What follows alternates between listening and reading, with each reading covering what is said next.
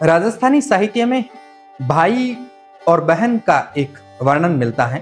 भाई जो होता है अपनी बहन के ससुराल जाता है, बहन की शादी की होती है, बहन को लाने के लिए जाता है, अपने घर पर वापस लाने के लिए जाता है।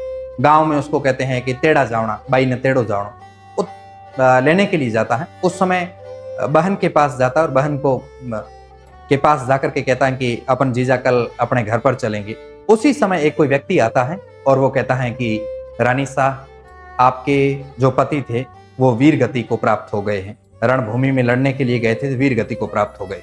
उस पर जो है एक राजस्थानी साहित्य में हमें उल्लेख किया हुआ मिलता है कि बहन अपने भाई को कहती है कि वीरा लेवण आवी और पीवरण हुआ वहीर, अब तो बड़वा जाओ सार, अब नहीं आवा पीर।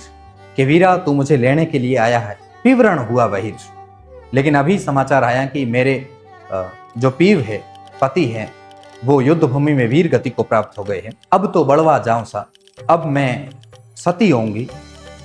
बड़वा का मतलब जलना। अब तो बड़वा जाओ सा, अब मैं सती होंगी, अब नहीं आवा पीर, अब पीर नहीं आएंगे, अब पीर से ज्यादा मुझे सती होना पड़ेगा, उसमें मेरा धर्म है। माता पिता का आप ध्यान रखना।